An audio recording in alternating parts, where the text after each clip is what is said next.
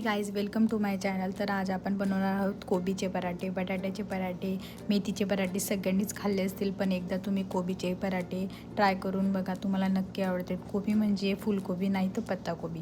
तर आपण इकडे पहिले कोबीच्या पराठ्याचे सारण बनवूया। मग थोडंसं तेल टाकायचं, त्याच्यात जिरे मोहरी, त्यानंतर हळद मीठ सगळं टाकून आणि पत्ताकोबी किसून घ्यायची आणि ती पत्ताकोबी यात ॲड करायची, म्हणजे ती चांगली एकजीव होते आणि भरतानाही आपल्याला कोबी ही एकसारखी लागते आणि लाटताही चांगलं येतं। त्यामुळे मग इकडे मी मीठ टाकून घेतलं। मग चवीनुसार एक चटणी, गरम मसाला, धने जिरे पूड ॲड करून घेतली आणि सगळं एकजीव होईपर्यंत मिक्स करून घ्यायचं आणि 10 ते 15 मिनिटं झाकून याला वाफेवर शिजवून घ्यायचं। मग आपण इकडे कणिक मळून घेऊया। ताटात थोडे पीठ घेऊया, मग त्यात मीठ आणि तेल टाकून त्याचा गोळा करून घ्यायचा। कणिक ही जितकी होईल तितकी सैल करायची, म्हणजे पराठा हा एकदम लुसलुशीत होतो। कणिक जर जास्त घट्ट असली तर आपल्याला पराठाही व्यवस्थित लाटता येत नाही आणि तो पराठा फुटून जातो आणि त्यातलं सारण हे बाहेर येत असतं।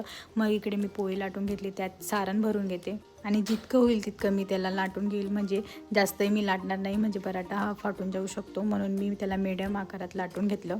त्याला तुम्ही तुपात किंवा तेलात शेकू शकतात आणि मी तर इकडे तुपातच शेकलो होतं। खूप अप्रतिम लागतो, नक्की ट्राय करून बघा आणि याला दह्यासोबत सर्व करा, म्हणजे अजून छान लागेल। And thank you for watching.